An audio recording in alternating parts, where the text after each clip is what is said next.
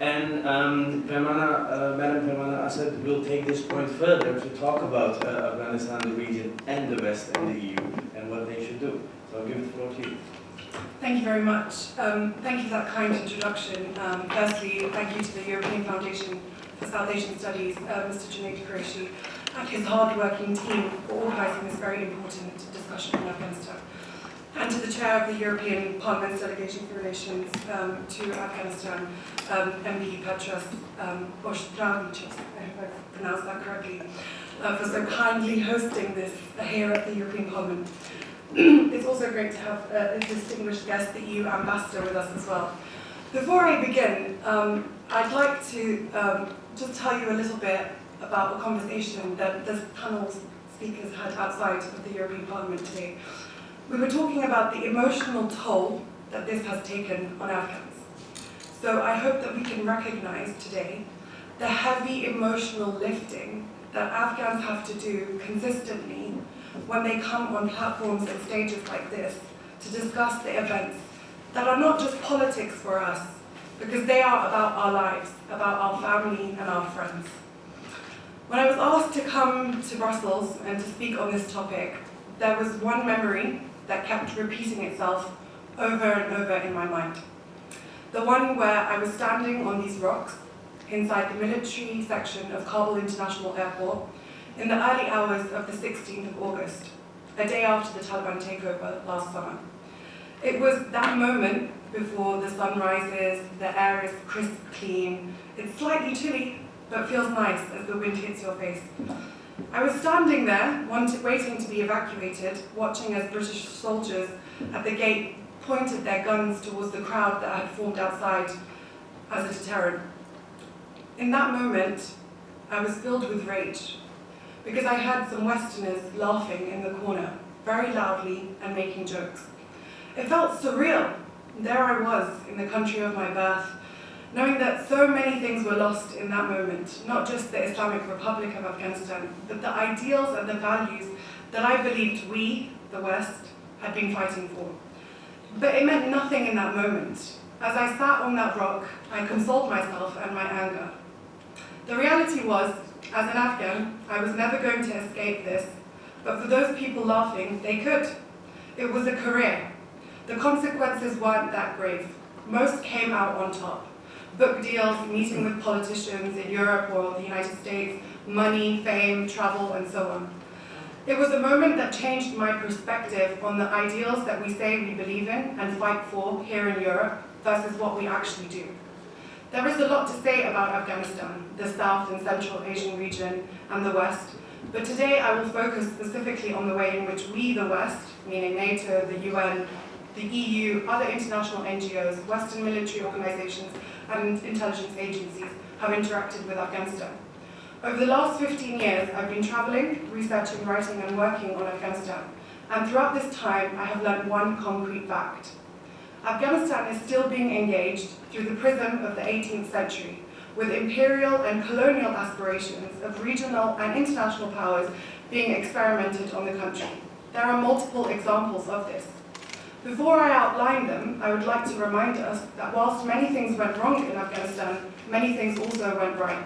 The most important is that girls went back to school, that women went back to work, that music was allowed again, that democratic elections took place, however fraught, they took place, and people were allowed to believe that tomorrow could offer something better.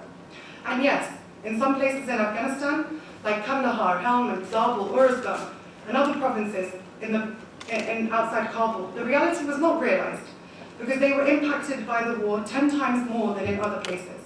But we can hold these two ideals at the same time, that the West was fundamentally flawed in the way in which we operated in Afghanistan, but we also did a lot of good that changed many Afghan lives. Whilst intervention is complex, the fact remains that when you use moral reasoning, women's rights and girls' rights, to do it, you must listen to the people whose country it is on what to do next. This not listening, not doing, it continues to be an issue. Afghans are not really listened to, not seen as equals. Their voices are not included in actual policy decisions that come out of institutions like the European Union or other Western nations. And there are clear examples of this. The Bonn Conference of 2001, when Afghans were brought together for a lawyer jaga, they collectively decided that a unifying figure should be the last king of Afghanistan, King Zahir Shah. The United States decided they didn't want that, so vetoed it. The Afghans said, we'd like Abdul Sattar Sirat to be the interim president. The United States decided they didn't want that, so went with President Hamid Karzai instead. The Afghans said, we'd like the Taliban to be included in decisions for the setup of an interim government, so that it can be inclusive now that the war is over. The United States said, no thanks. So the Taliban, as a political entity in which the West had been engaging with prior to the invasion, were effectively sidelined in the deal, and power was transferred into the hands of people many Afghans saw as perpetrators of violence. This isn't discussed as much as it should be. Nobody talks about the fact that the Taliban were not fighting the Afghan government until 2006-07. And nobody wants to understand why. And why? Because the West failed to listen to the wishes of the Afghans. This has been a recurring theme over the last 20 years, most recently in the February 2020 agreement between the United States and the Taliban, in which the US forced the Islamic Republic of Afghanistan to release 5,000 Taliban prisoners, otherwise they would cut off international aid. This is well documented from vast hand accounts of Afghan officials involved in those discussions. In the peace talks or peace deals that came about over the last 20 years, Afghans were constantly told by NATO, the EU, by the UN, you don't talk to the Taliban without us. Any Afghan that tried was sidelined. Western countries actively looked for their removal from positions and posts in whichever institution they were working. The West never allowed Afghans to figure out between themselves. Any Afghan official that called out the crimes being committed in the name of democracy and human rights against innocent Afghans were asked to be removed from posts by Western nations. There was too much interference at every stage. Forcing a country to do something that they are telling you will harm them because you want out, because you are out of patience, because you don't want to fund this anymore, it's not good enough. The world has changed. The voices of those in the global south hold just as much weight as those in the global north. Afghanistan needs to be seen in the eyes, not to be seen in the eyes of a project, a client state, or a program that must be designed. If we look at, for example, how the Islamic Republic became dependent on international aid, we can see the ways in which Western NGOs, both citizens of the West and dual Afghan nationals, profited from this. More than 50% of the aid money sent to Afghanistan went back into the pockets of those living and working in the West. Yet the narrative that was used to bring down the fall of the Islamic Republic was that Afghans were the most corrupt. Of course, the blame does not simply fall on regional and international countries. Corruption within the Afghan government, heavy reliance on Afghan warlords and militias, and failed leadership from Afghan politicians also contributed to the downfall of the Islamic Republic. But we cannot ignore the root cause of all this misery. The continued interference of foreign countries in Afghanistan throughout the last 50 years without giving respect and standing to the views of educated, experienced, and knowledgeable Afghans. So this is the first thing we must correct: respecting, listening, and implementing the views and requests of Afghans on Afghanistan. Secondly, Pakistan.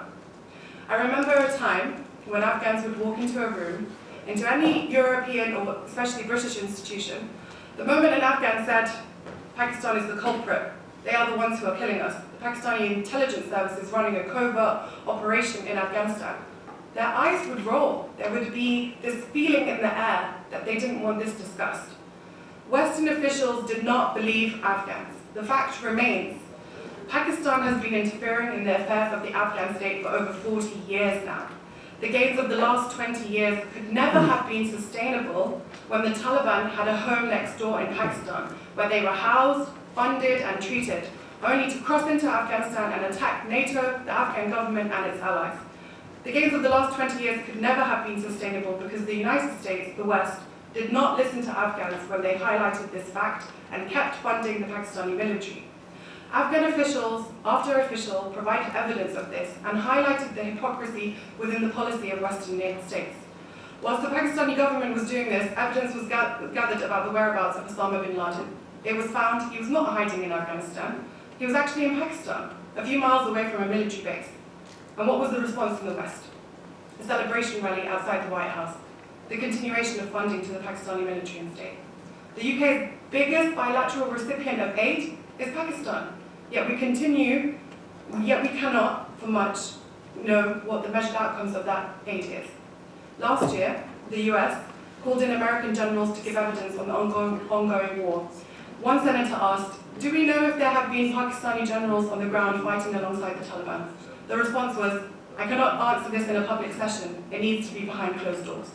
It's quite clear that this carrot and stick approach that the West has adopted, it is not working and will not work.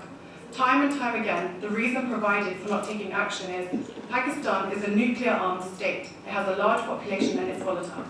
But many of us who are Afghan experts sat back and watched the European Union and other Western institutions slap sanctions on Russia for its aggression and invasion of Ukraine, and Russia is a nuclear-armed state. This hypocrisy in policy must be acknowledged and has to be corrected. And let me be clear, this is not the fault of the ordinary Pakistani people, because in the wake of the Soviet invasion of Afghanistan, the West had a choice.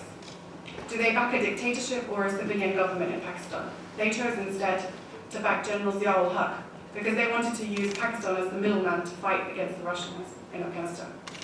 Therefore, we need to have political will and courage to speak truth to power, to course correct, because this has cost us lives, it has cost us money, it has cost us the morale of our armed forces and our standing in the world. The solution is one that Western nations must come up with, which is why I'm asking the EU ambassador and Mr. MEP here to create a truth commission.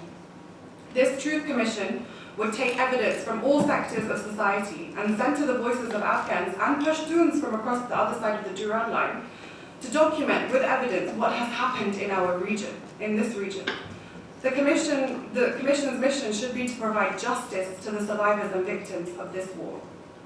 Lastly, I know that the West has been deeply flawed in its engagement in Afghanistan, but I know that our communities across Europe wanted us to win this war. They wanted us to do well. They wanted Afghans to have peace and stability. We must acknowledge this fact, because it's really important. There are people across our communities in Europe who stood together with Afghans when Afghanistan fell to the Taliban last year, and we can never forget that. And it's ordinary people who stand up for what is right and what is true, to hold our governments to account. And in this moment, in this time, we need to be able to speak truth to power. I look forward to your questions, and thank you for having me.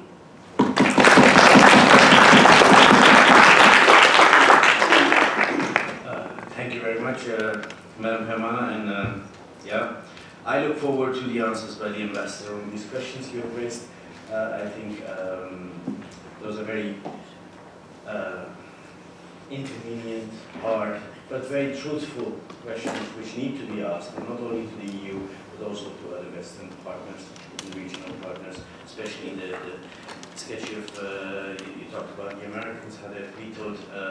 That's one point which is very, very important, I think, to listen to the people who are directly affected, listening to the Afghan people instead of other actors.